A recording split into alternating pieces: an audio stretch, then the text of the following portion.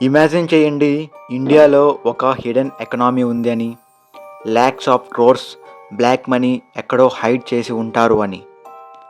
మనం చాలాసార్లు వింటూ ఉంటాం కదా, ఇండియాలో ఉన్న బ్లాక్ మనీ అంతా తిరిగి వస్తే మన కంట్రీ రిచ్ అయిపోతుంది అని. కానీ ఇది నిజమా, లేక ఒక అపోహ మాత్రమేనా? ఈరోజు మనం ఇండియాలోని బ్లాక్ మనీ గురించి, అసలైన నిజం గురించి తెలుసుకుందాం. అపోహలని బ్రేక్ చేద్దాం, ఫ్యాక్ట్స్ని సింపుల్గా అర్థం చేసుకుందాం.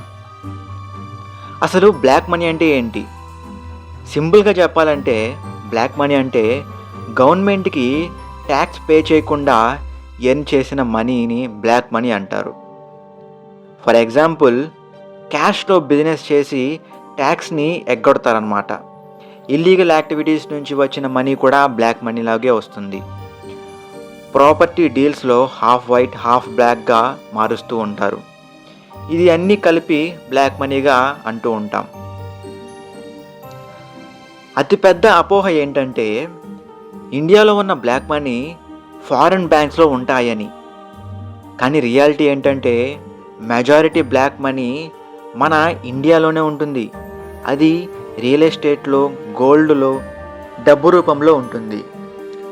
ఫారిన్ అకౌంట్స్లో ఉన్న అమౌంట్ కూడా ఉంటుంది, కానీ అది టోటల్లో స్మాల్ పర్సంటేజ్ మాత్రమే ఉంటుంది. అసలు స్విస్ బ్యాంక్ స్టోరీ ఏంటి?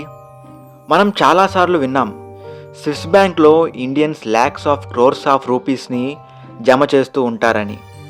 కానీ నిజమేంటంటే, స్విస్ బ్యాంక్లో ఉన్న మనీ మొత్తం బ్లాక్ మనీ కాదు, కొంత లీగల్ మనీ కూడా ఉంటుంది. పైగా ఈ రోజుల్లో ట్రాన్స్పరెన్సీ ఎక్కువైపోయింది కాబట్టి ఆ మనీని హైడ్ చేయడం కూడా చాలా కష్టంగా మారుతుంది. ఒక పెద్ద అపోహ ఉండేది, ఇండియాలో ఉన్న బ్లాక్ మనీ మొత్తం తిరిగి వస్తే రిచ్ అయిపోతాం మనమని.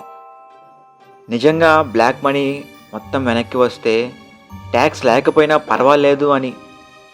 కానీ ఎకనామీ అనేది అంత సింపుల్ కాదు. ఒకవేళ బ్లాక్ మనీ మొత్తం వెనక్కి వచ్చినా కూడా అది ఈక్వల్గా డిస్ట్రిబ్యూట్ చేయలేరు.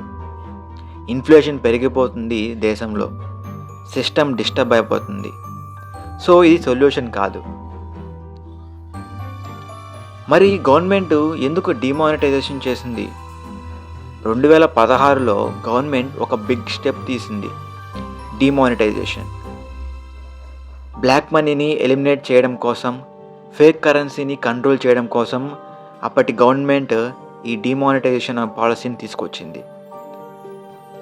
ఈ డిమానిటైజేషన్ గురించి మనకు రీసెంట్గా దురంధర్ మూవీలో కూడా చాలా బాగా ఎక్స్ప్లెయిన్ చేశారు.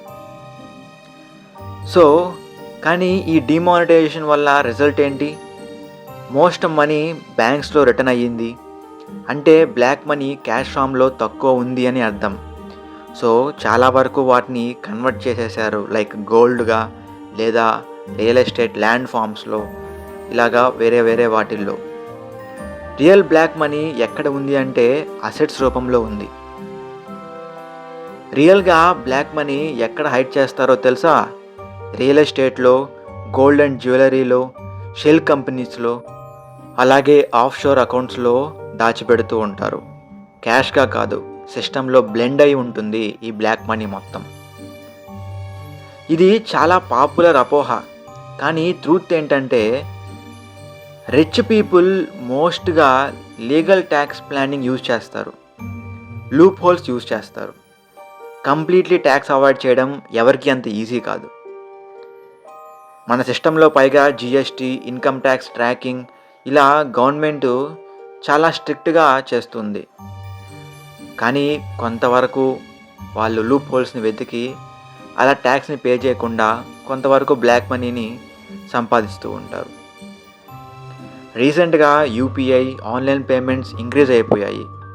సో దీనివల్ల క్యాష్ యూసేజ్ అనేది చాలా తగ్గిపోయింది. ట్రాన్సాక్షన్స్ అన్నీ ట్రాన్స్పరెంట్ అయిపోయాయి, అంతా ఆన్లైన్లోనే జరిగిపోతుంది. సో ఆన్లైన్లో జరిగిపోతే బ్లాక్ మనీ అనేది చాలా కష్టం.